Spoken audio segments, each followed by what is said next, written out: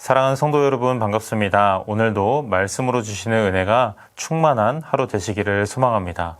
오늘 우리에게 주신 말씀 보도록 하겠습니다. 고린도전서 14장 1절부터 12절까지의 말씀입니다. 사랑을 추구하십시오. 신령한 은사를 열심히 구하십시오. 특히 예언하기를 열망하십시오. 방언으로 말하는 사람은 사람에게 말하는 것이 아니라 하나님께 말하는 것입니다. 아무도 그것을 알아듣지 못합니다. 그는 성령으로 비밀을 말하는 것입니다. 그러나 예언하는 사람은 사람들에게 말하는 것입니다. 그는 덕을 끼치고 위로하고 격려하는 말을 합니다. 방언으로 말하는 사람은 자기에게만 덕을 끼치고 예언하는 사람은 교회에 덕을 끼칩니다. 여러분이 모두 방언으로 말할 수 있기를 내가 바랍니다마는 그보다도 예언할 수 있기를 더 바랍니다. 방언을 누가 통역하여 교회에 덕을 끼치게 해주지 않으면 방언으로 말하는 사람보다 예언하는 사람이 더 훌륭합니다. 형제자매 여러분, 내가 여러분에게로 가서 방언으로 말하고 계시나 지식이나 예언이나 가르침을 전하는 방식으로 말하지 않는다면 여러분에게 무슨 유익이 되겠습니까? 필이나 검은고와 같이 생명이 없는 악기도 각각 음색이 다른 소리를 내지 않으면 피리를 부는 것인지 수금을 타는 것인지 어떻게 알 수 있겠습니까? 또 나팔이 분명하지 않은 소리를 내면 누가 전투를 준비하겠습니까? 이와 같이 여러분도 방언을 사용하기 때문에 분명한 말을 하지 않는다면 그 말이 무슨 뜻인지 남이 어떻게 알겠습니까? 결국 여러분은 허공에다 대고 말하는 셈이 될 것입니다. 이 세상에는 수많은 종류의 말이 있습니다. 그러나 뜻이 없는 말은 하나도 없습니다. 내가 그 말의 뜻을 알지 못하면 나는 그 말을 하는 사람에게 딴 세상 사람이 되고 그도 나에게 딴 세상 사람이 될 것입니다. 이와 같이 여러분도 성령의 은사를 갈구하는 사람들이니 교회에 덕을 끼치도록 그 은사를 더욱 넘치게 받기를 힘쓰십시오. 우리가 말을 하다 보면 교회에서 사용하는 용어와 또 세상에서 사용하는 용어가 다른 것들이 들어있는 것 같습니다. 같은 단어를 사용해도 그 의미가 다른 경우가 있고 또 비슷한 의미를 표현하는 것 같지만 다른 단어를 사용하는 경우도 들어 있습니다. 예를 들면 믿음이라고 하는 단어는 같은 단어를 사용해도 그 의미가 다른 경우에 해당이 됩니다. 세상에서 믿음은 상호 간의 신뢰 문제, 곧 신용에 관한 말이지만 교회에서는 살고 죽는 문제가 됩니다. 믿음이 있어야만 구원을 받을 수 있기 때문에 같은 단어여도 그 의미나 무게가 다른 경우이죠. 또 반대로 비슷한 의미를 설명하는 것 같은데 아주 다른 단어를 사용하는 경우가 있습니다. 세상에서는 남들이 가지지 못한 특별한 혹은 특출난 어떤 그 능력이나 기능을 표현할 때 재능이라는 단어를 사용합니다. 그래서 남들에 비해 피아노 연주에 상당한 소질을 가지고 있으면 저분 피아노에 재능이 있다. 이런 식으로 표현하기도 하죠. 하지만 교회에서는 남들이 가지지 못한 어떠한 특별한 능력을 표현할 때에는 은사라는 단어를 사용하기도 합니다. 그래서 저분 피아노 연주에 참 은사가 있다. 이런 식으로 표현을 하는 것이죠. 그래서 어린 자녀를 둔 부모님들은 어려서부터 그 아이가 받은 은사가 무엇인지 고민해 보게 됩니다. 하나님께서는 이 아이에게 어떤 재능, 곧 은사를 주셨을까? 이런 고민을 가지고 기도하며 찾아보게 되는 것이죠. 아마도 어려서부터 신앙생활을 하시는 분들은 대부분 청소년기에 자기가 받은 은사가 무엇인지 고민해보고 찾아보신 적이 있으실 것입니다. 하지만 은사라고 하는 단어를 단순히 특별한 재능 정도로 생각을 한다면 대단히 큰 오해가 생길 수가 있습니다. 왜냐하면 교회에서 관용적으로 재능으로만 여기는 은사의 실제 의미는 그저 재능 그 자체에만 국한된 것이 아니기 때문입니다. 오늘 본문에서 그 은사의 성질을 잘 보여주고 있는데요. 먼저 1절을 보면 사랑을 추구하십시오. 신령한 은사를 열심히 구하십시오. 특히 예언하기를 열망하십시오 라고 말씀합니다. 사랑을 추구하고 신령한 은사를 열심히 구하는데 그 중에서도 특히 예언하기를 열망하라고 권면합니다. 그렇다면 왜 예언을 열망하라고 권면합니까? 이것은 예언의 결과가 좋기 때문입니다. 4절과 5절을 보면 예언의 결과가 어떠한지를 알려줍니다. 어떻게 말씀하고 있습니까? 방언과 예언을 비교하면서 방언은 자기에게만 덕을 끼치지만 예언은 교회에 덕을 끼친다 라고 말합니다. 방언을 통역하여서 교회에 덕을 끼치지 않는 이상 방언보다는 예언하는 사람이 더 훌륭하다라고 말합니다. 방언과 예언의 차이점은 결국 교회에 덕을 끼치는 여부의 차이인 것이죠. 예언은 하나님께서 주시는 신령한 은사로서 교회에 덕을 끼칩니다. 그렇기 때문에 예언을 열망하라고 말씀합니다. 비단 예언뿐만이 아닙니다. 하나님께서 주시는 은사는 교회에 덕을 끼칩니다. 공동체를 향해 있습니다. 그래서 우리가 은사를 단순히 재능으로만 생각할 수 없는 것이 은사의 이러한 특성 때문에 그렇습니다.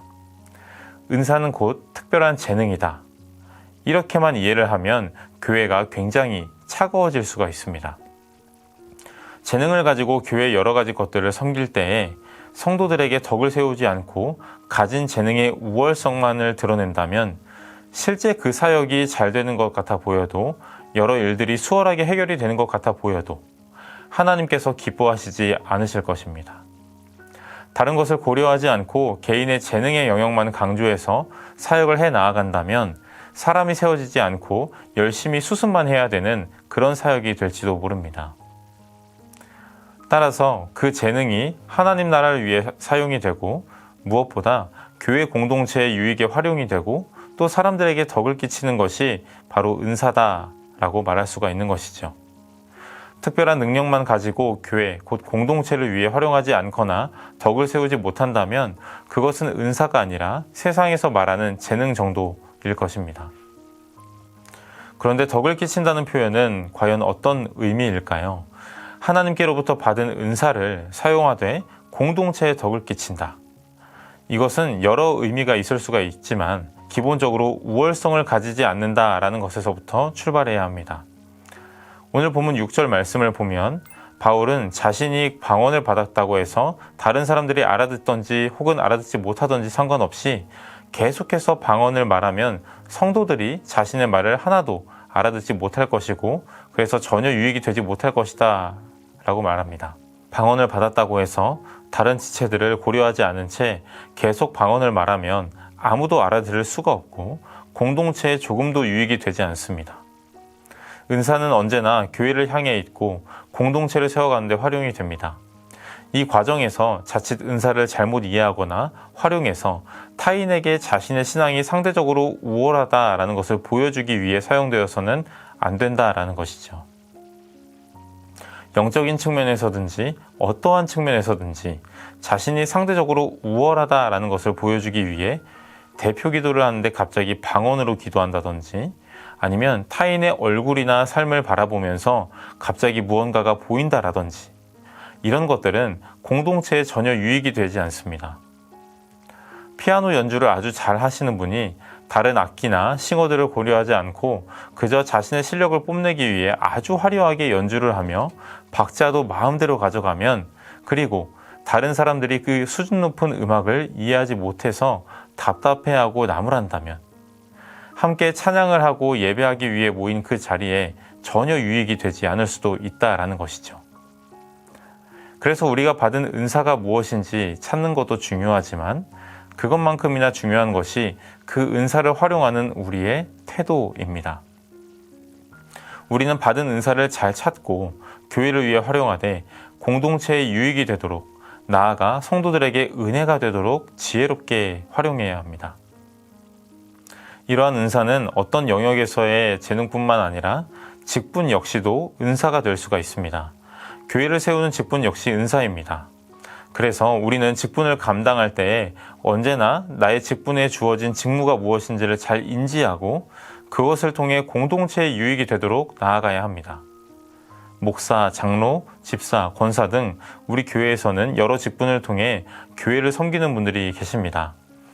교회의 리더십이라는 은사, 곧 직분을 통해 교회를 섬길 때 역시 이런 태도가 중요합니다.